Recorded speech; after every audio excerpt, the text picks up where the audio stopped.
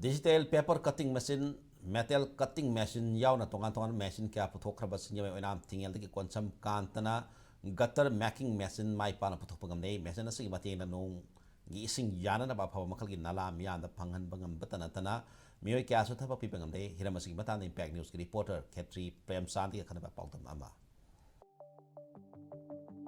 industry ki lamda sothana leiriba manipur da ahongba ama puratuna mipan tangdaba lamdam ama ohinnabagi wakhalonda konsam kantana machine kaya leptana puthokuna lakle mahaki khwaidagi nauna puthokpa machine oiriba gutter making machine haibadi nala semnaba machine asi sanaba hotnabada chahi anirom sangkhi hairi manipur gi yum singda sizinariba nong yanaba nala sing asi ayambana mapan lamdagi pusulakpa ngaktani mapan lamda chahi khudengi lupa koti kaya chatkhiba adu machine asigi matengna kokhan bangam lagani haibagi thajaba lakle industry ki lam jita khoni am sothabase sina su khoi economy si am sothabagi maramam su we machine macha sina di economy si phakap ngam damni na khare heavy we basi go machine ning je production to we machine ning je puthok ke na ina plan to ki bai tare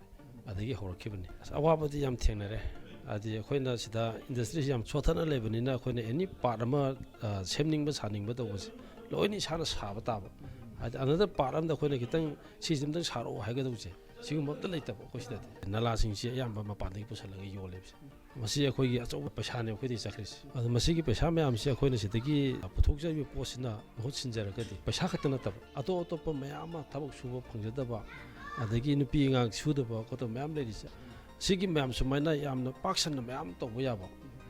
mayam punamu ta thabok piba yabagi khudong sa su lakadin Myanmar yauna India gi state sing dagi pusulakpa nong yana ba ready made nala sing adu dagi hena phaba amadi mamal hena hongba nala sing puthokpa asida mioi kya su thabok piba ngamle makoi sing adu gi manungda nupi oibi kya su magi yumda leina senthok leina hingba ngamhalakli konsam kantana nupi sing adubu training piriba matungda makhoida kusu khulai sinaduna mayumda leina nala ama panbada changma masak sing leptana puthokhalakkhibani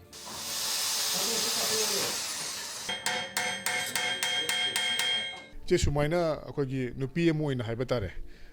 soina drilling machine nga pairakani nungdang pairakani gaisi hana khanbirambra sigi sinpham se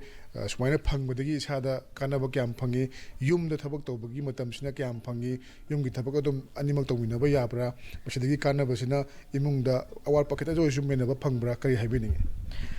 sumaina ahanbadadi drin paibase haini habje thajaramdebako adubu sum tawbadagi di haire aduga sigi thabak lakpasidagi kanaba haibabu hoi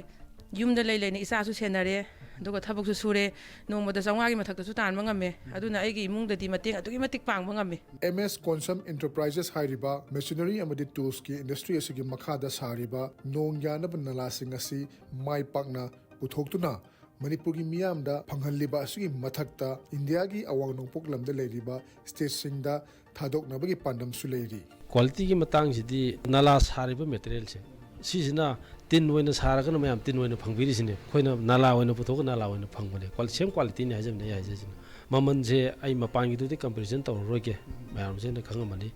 aduga aina dukan sing da oina wholesale oina ayam bai na hana priority ji dukan sing da pire maram da aina retail da paksan na mayam da loina yahonba ngamoi da banina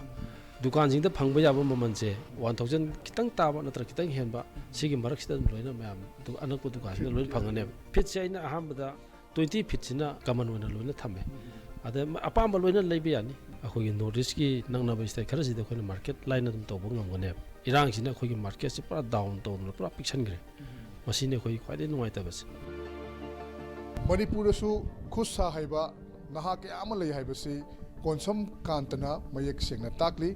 lorena Manipur da lari ba horok liba naharo singna white collar job yengaga ngairaga leibagi mahutta industry ki lamda miyeng changlabadi lamda masigi semitlon phagat hanbada mateng pangani haibasi konsam kantagi achit pathajabani camera person chungkham subhash lorena pawam jari ba ai Khetri Premchand Impact News Imphal